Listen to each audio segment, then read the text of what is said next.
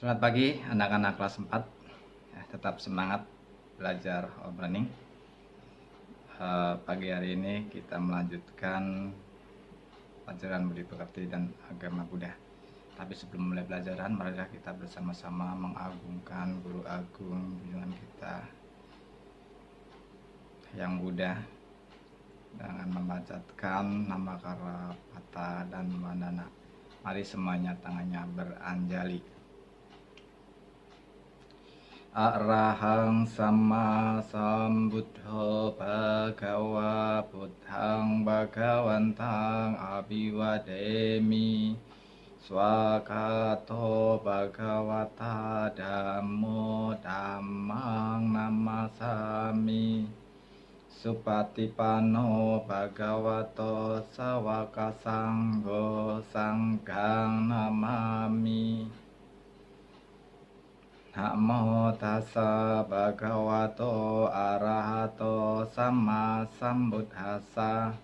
Namo tassa bhagavato arahato sama sambuddhassa.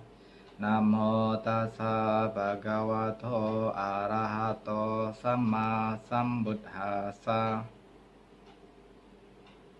Sabya sata bhavantu sukhitata. Semoga semua makhluk hidup berbahagia. Mari kita lanjutkan dengan hening sejenak dengan latihan meditasi metta bhavana, memancarkan cinta kasih kita kepada semua makhluk. Dimulai dari ayah dan ibu, ya, dan seterusnya. Pejamkan mata.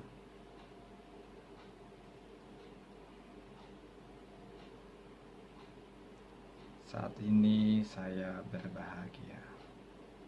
Saat ini saya berbahagia. Saat ini saya berbahagia. Semoga papa dan mama berbahagia. Semoga papa dan mama berbahagia. Semoga papa dan mama berbahagia. Semoga saudara-saudaraku berbahagia. Semoga saudara-saudaraku berbahagia. Semoga saudara-saudaraku berbahagia. Semoga guru-guruku berbahagia. Semoga guru-guruku berbahagia. Semoga guru-guruku berbahagia. Semoga para leluhurku terlahir di alam bahagia. Semoga para leluhurku terlahir di alam bahagia. Semoga para leluhurku terlahir di alam bahagia. Semoga semua makhluk yang hidup di darat, hidup di air, hidup di udara berbahagia. Semoga semua makhluk yang hidup di darat, hidup di air, hidup di udara semua berbahagia. Semoga semua makhluk yang hidup di darat, hidup di air, hidup di udara, semua berbahagia. Makhluk-makhluk apapun juga di alam semesta yang berkaki maupun yang tanpa kaki, yang berkaki 2, 4, banyak, maupun yang tanpa kaki. Semoga semuanya berbahagia. Semoga semua makhluk yang terlihat maupun yang tidak terlihat, yang jauh maupun yang dekat, yang kecil, besar, kurus maupun gemuk, semoga semuanya berbahagia. Makhluk-makhluk apapun juga, yang jauh maupun yang dekat, yang hidup di air, hidup di darat, hidup di udara, berbahagia.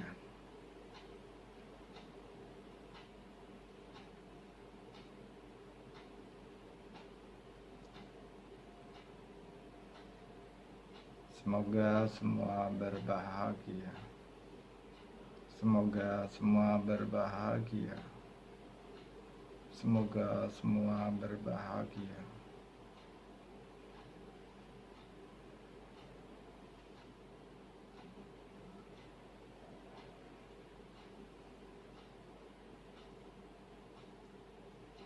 Sabesata Bhavantu Sukhitata, semoga semua makhluk hidup berbahagia penuh dengan keberuntungan. Mari kita buka mata bersama-sama. Sadu, sadu, sadu.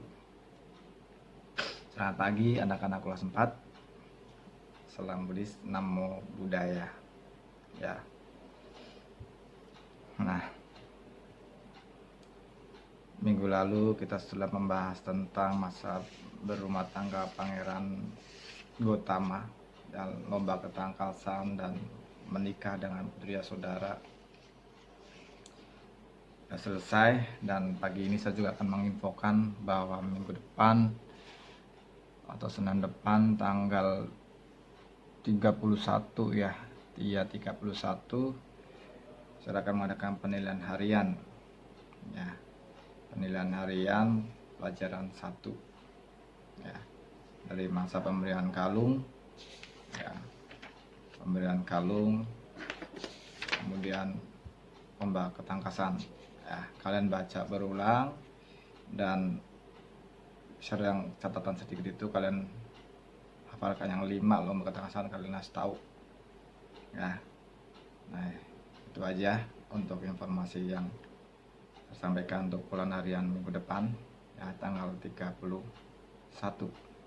ya, tanggal 31 kalau tidak ada perubahan tanggal 31. Nah, baiklah, kita lanjutkan pelajaran kedua, yaitu masa pelepasan agung. Jadi sudah berkeluarga, sudah menikah. Nah, bagaimana Pangeran Gotama nantinya meninggalkan kerajaan karena apa ya.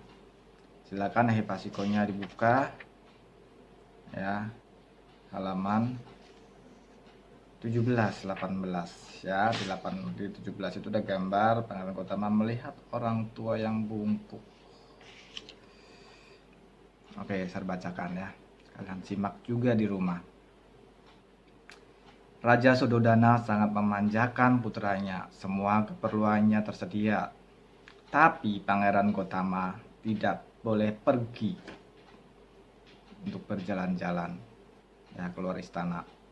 Karena Raja Suddhodana khawatir ia akan melihat 4 hal yang membuatnya pergi menjadi seorang pertapa. Nah, sampai di sini kenapa khawatir? Karena dulu pernah diramalkan oleh seorang pertapa yang bernama Asita atau Asita Kaladewala ya, yang meramalkan bahwa anak tersebut akan menjadi pertapa atau menjadi seorang Buddha ya. Jadi takut itu terjadi, makanya pertapa Gotama dilarang keluar istana. Sampai menikah pun dilarang keluar istana. Suatu hari Pangeran Gotama menghadap ayahnya dan memohon, "Ayah, selama ini saya selalu tinggal di istana sebagai pangeran yang akan menjadi raja suatu hari nanti. Seharusnya saya juga mengetahui bagaimana kehidupan rakyat di luar sana. Oleh karena itu izinkan saya berjalan-jalan keluar." Nah, anak karena sudah merasa dewasa meyakinkan ayahnya ya, "Ayah, saya kan kelak menjadi raja, masa saya sama sekali nggak boleh melihat rakyat saya?" Nah, akhirnya Raja Suddhodana mengizinkan ya, mengizinkan. Nah, tentunya mengizinkan tersebut bukan semata-mata mengizinkan ya. Raja Suddhodana sudah mempersiapkan segala sesuatunya ya, mempersiapkan segala sesuatunya.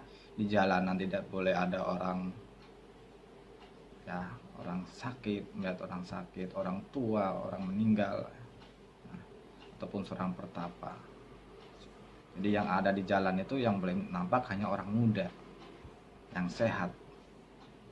Nah, saat Pangeran Gotama pergi berjalan-jalan ke taman luar istana bersama dengan Cana. Cana ini kusirnya ya. Raja Suddhodana sudah memerintahkan agar semua orang memakai pakaian yang bagus dan seluruh jalanan dihias dengan indah. Nah, jadi jalanan yang akan dilalui oleh Pangeran Gotama sudah dihias duluan ya. Ia telah mengatur agar tidak ada orang tua, orang sakit, orang mati, dan pertapa yang melintas di jalan. Jadi dijaga oleh para prajurit istana yang muda-muda. Tidak ada prajurit yang terlihat tua ya. Namun para dewa juga mengetahui bahwa pangeran akan pergi keluar istana. Mereka pun merencanakan sesuatu. Ketika harus menunjukkan 4 pertanda itu kepadanya. Nah, ini para dewa mengatakan pada teman-temannya juga, kita harus menunjukkan 4 pertanda tersebut pada Pangeran Gotama. Saat Pangeran Gotama sedang menikmati keindahan sepanjang jalan, ia melihat seorang laki-laki dengan tubuh bungkuk, yang kulitnya penuh dengan noda, rambut kelabu atau rambutnya sudah putih ya, dan giginya sudah ompong. Ia berjalan gemetar dan tertati-tati dengan tongkat. Dan bertanyalah Pangeran Gotama, siapakah itu? Mengapa rambutnya tidak sama dengan orang lain? Nah, dia heran karena selama ini nggak pernah melihat orang tua di istana ya. Jadi orang putih di istana nggak ada. Heran melihat seperti itu. Makhluk apa itu ya? Mungkin. Sana menjawab, pangeran itu adalah orang tua. Saat itu Pangeran Gotama merenung, jika semua orang bisa menjadi tua, lalu apa kita terus bahagia? Nah, pertanyaannya sederhana. Kalau kita menjadi tua, apakah kita terus bahagia? Ia lalu meminta Cana mengantarnya pulang. Setiba di istana, ayahnya sudah menyiapkan pertunjukan untuk menghibur kesedihan putranya akibat melihat orang tua. Jadi karena dia sempat melihat orang tua, prajuritnya tahu dan melaporkan ke rajanya. Nah, maka sepulangnya sudah disiapkan juga oleh ayahnya hiburan supaya anaknya tidak bersedih.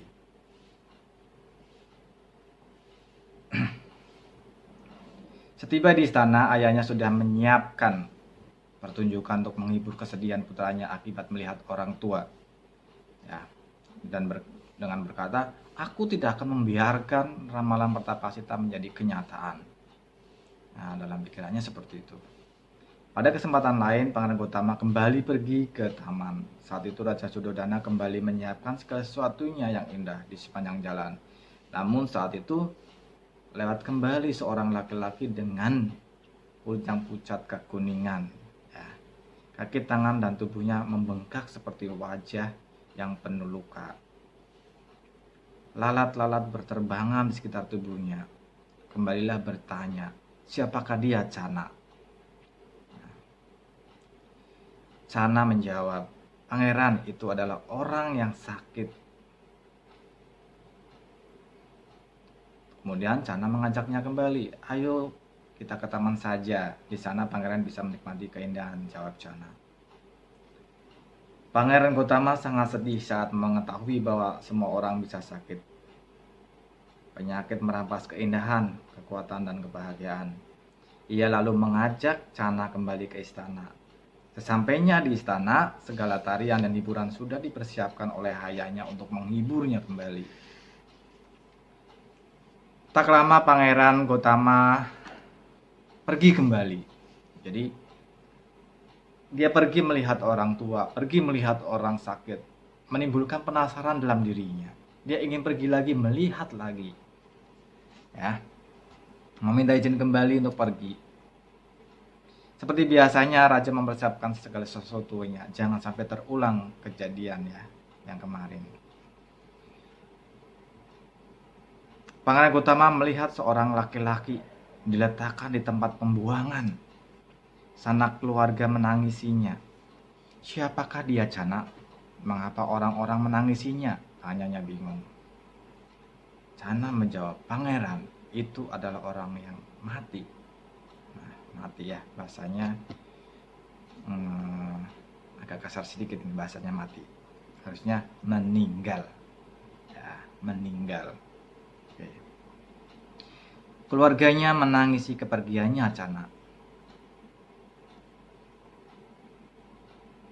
Sana, orang ini tidak dapat bertemu keluarga dan kawannya lagi. Nah, bertanya dia kepada Cana. Orang ini tidak dapat bertemu keluarga dan kawannya lagi, Cana. Cana menjawab, tidak. ia tidak lagi akan bertemu keluarganya, saudara, kawannya, ataupun siapapun di Jambudipa, jawab Cana. Pangeran lalu memerintahkan Cana untuk memutar kembali keretanya ke istana. Di sana lagi-lagi segala hiburan sudah dipersiapkan kembali oleh ayahnya, agar pangeran melupakan atau terlena dengan apa yang ia lihatnya, ya, agar tidak ingin pergi menjadi seorang pertapa. Beberapa saat kemudian Pangeran Gotama kembali pergi bersama Cana.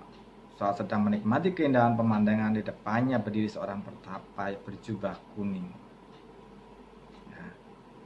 Tindak tanduknya sungguh terkendali, artinya segala perbuatannya berjalan itu terlihat anggun, ya. Saat melihatnya, hati pangeran merasa tenang.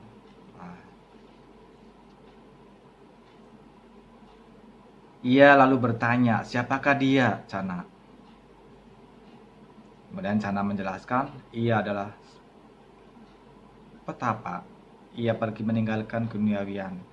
Pangeran lalu menatap petapa itu dan bertanya, petapa, apakah yang Anda cari? Bertanya pada petapa. Aku pergi untuk memenangkan pengendalian, ketenangan, dan kebebasan. Saat mendengar kata-kata bebas, Pangeran Gotama merasa sangat senang. Ia lalu merenungi kebebasan itu dengan mendalam. Lalu berniat untuk menjadi petapa meninggalkan istana. Jadi mendengar kata kebebasan. Kebebasan. Nah, kalau sekarang dijadikan kebebasan, kemerdekaan.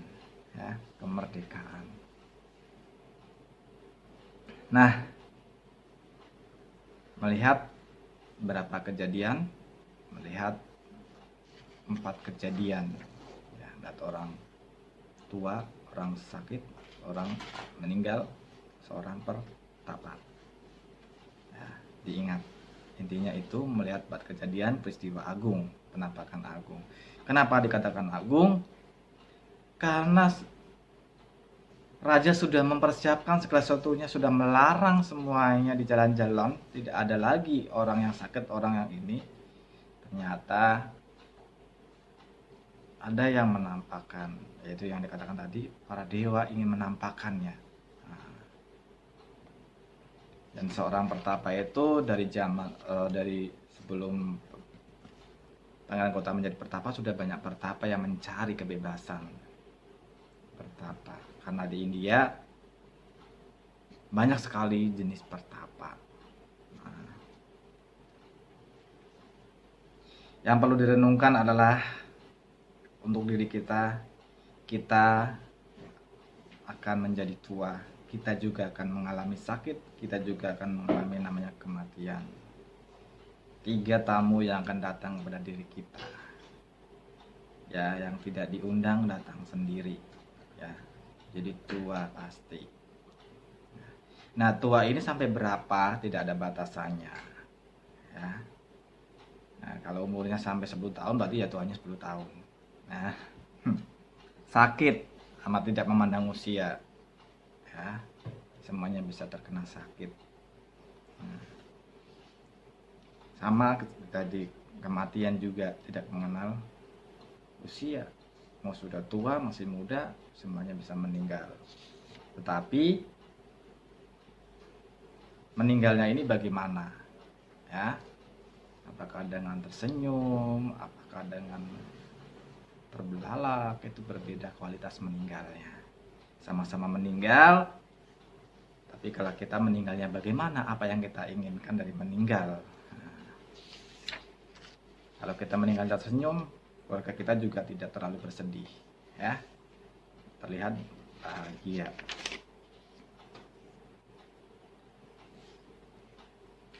Nah, kita semuanya tentu pernah melihat orang tua, kita pernah merasakan sakit, ya. Kita juga pernah melihat mungkin keluarga kita ada yang meninggal. Kita mungkin belum tua, rambut kita masih putih mungkin, ya, atau mungkin ada yang sengaja diputihkan dengan cat rambut. Nah, jadi Walaupun nggak dicat juga nanti akan berubah secara alami.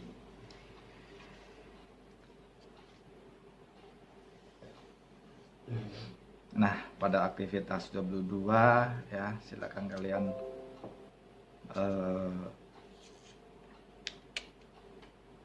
di apa namanya, aktivitasnya dikerjakan ya.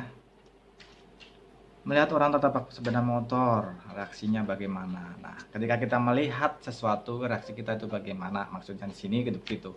Ini tadi kita melatih kepekaan diri kita.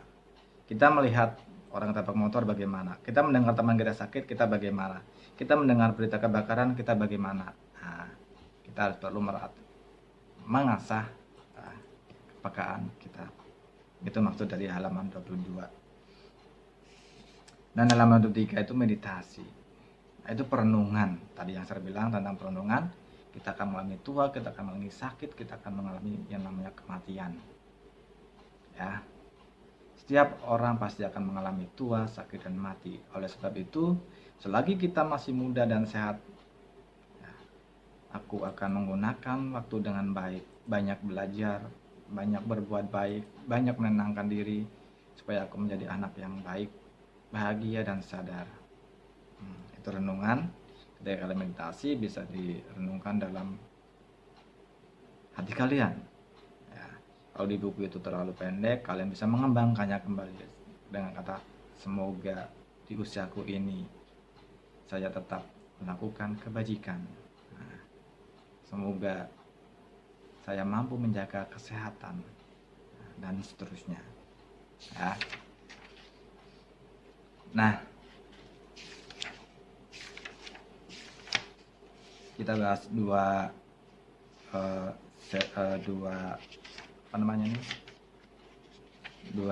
subbab ya. Kita lanjutkan ke halaman 24, yaitu kelahiran Rahula. Kita supaya lebih cepat selesai ini pelajaran keduanya, karena kita mengejar waktu ya. Kenapa saya pakai video? Karena supaya lebih efektif. Kalau kena Google Meeting banyak yang tersendat-sendat dan kita banyak menunggu yang masuk, jadi banyak waktu yang terbuang. Kita gunakan video saja. Oke, kelahiran Rahula. Nah, tadi sudah melihat peristiwa tersebut, ketika pulang dan nanti mendengar kabar bahwa anaknya akan lahir, ya. Nah, Rahula. Kenapa disebut dengan Rahula? Mari kita simak ceritanya. Halaman 24, saya bacakan kembali.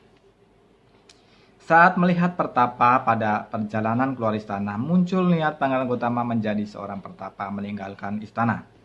Pada saat itu juga datanglah utusan Raja Sudodana membawa kabar bahwa putri Yasodhara telah melahirkan putra mereka. Pangeran lalu berkata, sebuah belenggu telah lahir. Putranya ini akan menjadi belenggu baginya untuk meninggalkan istana. Jadi saat melihat yang terakhir, melihat pertapa, prajurit datang melihat pangeran, putranya telah lahir. Saat Raja Sudodana mengetahui jawaban Pangeran Gotama atas kelahiran cucunya itu, ia lantas berkata, cucuku akan bernama Rahula. Rahula berarti belenggu. Ia berpikir bahwa cucunya ini akan membelenggu Pangeran Gotama supaya tidak meninggalkan istana. Ya. Jadi namanya Rahula itu supaya membelenggu pangeran tidak berpikir keluar ke istana. Sekembalinya di istana, para penari dan dengan pakaian dan riasan bagai bidadari menari, bernyanyi, dan memainkan aneka musik. Raja Sudodana membuat pesta besar-besaran menyambut kelahiran Rahula. Kembali lagi-lagi dihibur dengan tarian. Mungkin kalian juga pernah menonton film India ya. Selalu pasti ada tari-tarian, ada nyanyinya kalau film India. Mau sedih, mau senang, pasti selalu nyanyi. Ya. Siapa yang tidak pernah nonton film India? Nah, coba aja perhatikan film India. Pasti ada sedihnya, bahagianya, pasti nyanyi ya. Itulah karakteristik India, selalu bernyanyi. Pangeran Gotama yang sudah berniat menjadi pertapa sudah tidak bisa lagi menikmati keindahan itu. Semua itu tak terasa menyenangkan lagi. Jadi Pangeran Gotama walaupun dihibur, dia merasa tidak menyenangkan lagi. Di tengah riuhnya musik dan tarian, pangeran pun tertidur. Melihat orang yang mereka hibur tertidur lelap, seluruh penari dan pelayan pun berhenti menari dan memainkan musik. Mereka tertidur di tempat mereka menari. Sangat Pangeran Gotama terbangun, ia melihat mereka tertidur dalam posisi yang tidak nyaman dilihat. Semua ini sungguh melelahkan dan menyesatkan. Menyesakkan, ya. Pangeran Gotama berpikir, ya. Jadi setelah penarinya semuanya tertidur, Pangeran Gotama terbangun, ya, dan berpikir, tidaklah mudah hidup di dalam rumah sambil menjalani kehidupan suci yang benar-benar sempurna dan murni. Bagaimana jika aku mencukur rambut dan jenggotku, artinya janggutku, jadi jenggotnya ya. Di sini jenggot, cara dengar sudah dikerok. Mengenakan jubah kuning dan meninggalkan kehidupan rumah tangga menuju kehidupan tanpa rumah. Ia lalu membangunkan Channa dan memintanya menyiapkan kuda. Kemudian ia masuk ke kamar Putri Yasodhara. Di sana Putri Yasodhara dan Rahula sudah tertidur lelap dalam kerlap lampu minyak yang harum. Pangeran menatap mereka dan bertekad dalam hatiku, aku akan menjadi budak, lalu aku akan kembali menemui kalian. Pangeran Gotama meninggalkan keluarganya bukan karena ia tidak sayang kepada keluarganya, justru ia sangat sayang kepada mereka. Ia tidak ingin keluarga, rakyatnya, dan semua makhluk hidup menderita karena tua, sakit, dan meninggal tadi ya, mati. Oleh sebab itu, ia menginginkan menjadi seorang pertapa. Ia ingin menemukan cara terbebas dari duka. Menjadi pertapa akan membuatnya menemukan cara terbebas dari duka. Dengan menjadi seorang pertapa, berharap akan menemukan jalan agar terbebas dari duka. Dan ia juga sudah bertekad akan kembali untuk membebaskan mereka dari duka, untuk membuat mereka benar-benar bahagia karena ia sangat sayang keluarganya, rakyat, dan semua makhluk di dunia, termasuk diri kita. Nah, oke. Sampai di sini dulu ceritanya ya, saya bacakannya. Kita belajar Rahula artinya belenggu. Ya. Belenggu yang diharapkan oleh ayah Pangeran Gotama agar menghentikan supaya Pangeran Gotama tidak meninggalkan istana, karena kalau sayang kan nggak pergi, ceritanya begitu ya. Tapi tidak, dengan tekad ya, membulatkan tekad dan meninggalkan. Terus ada pertanyaan misalkan begini, kalau begitu Pangeran Gotama tidak sayang pada keluarganya, gimana? Sayang, kan dikatakan disayang, dia akan kembali lagi ke rumahnya ya, supaya keluarganya terbebas dari duka dan terbebas dari penderitaan. Bahkan bukan hanya keluarganya, bahkan untuk semua makhluk di dunia ini ya. Dengan kata lain, ia mengorbankan ya, dirinya, memberanikan dirinya ya, meninggalkan keluarganya untuk mencari obat bagi seluruh kehidupan, bukan hanya keluarganya saja. Dan nyatanya ketika menjadi budak pun dia kembali ke istananya ya, sehingga nanti ketika Pertapa Gotama pulang ke kerajaan ya, kemudian Rahula disuruh sama mamanya, sana minta warisan ke ayah kamu.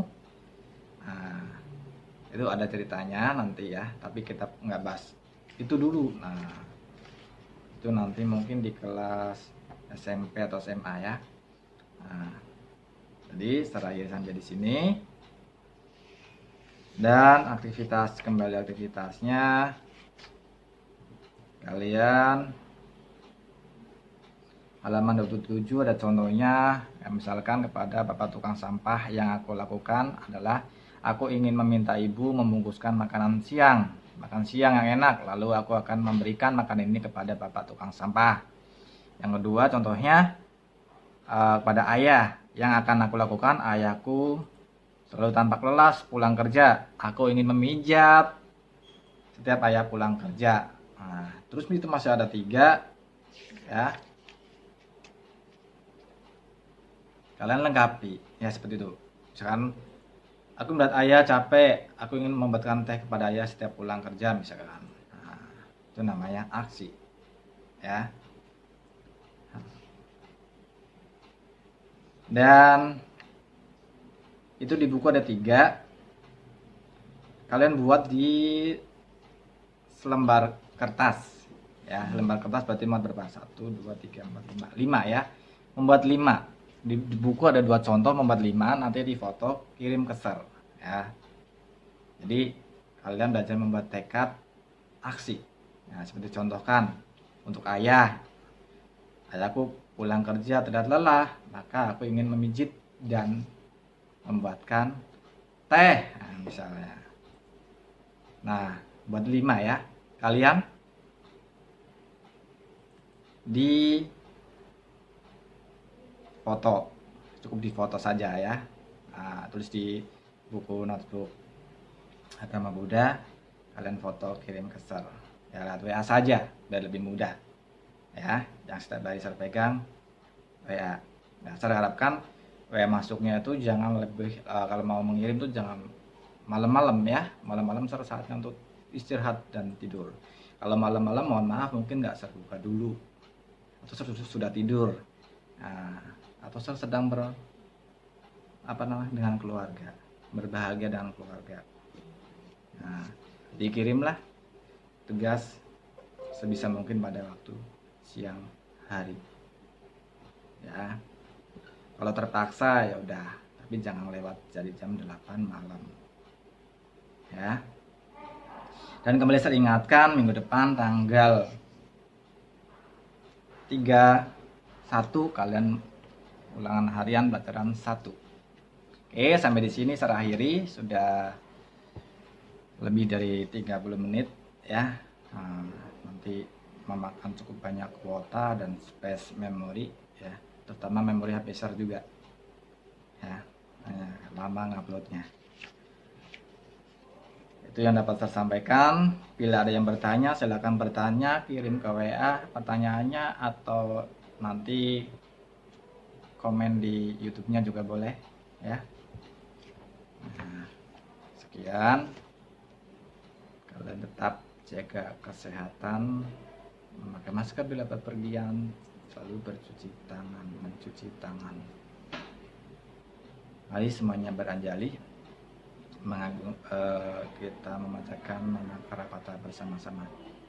Arahang sama sambudo bhagawa budang bhagawantang abiwademi swakato bhagawata dhammo dhammang namasami supatipano bhagavato sawaka sanggo sangghang namami. Sabi sata bawantu sukitata, semoga semua makhluk hidup berbahagia. Sadu, sadu, sadu. Terima kasih. Namo Buddhaya.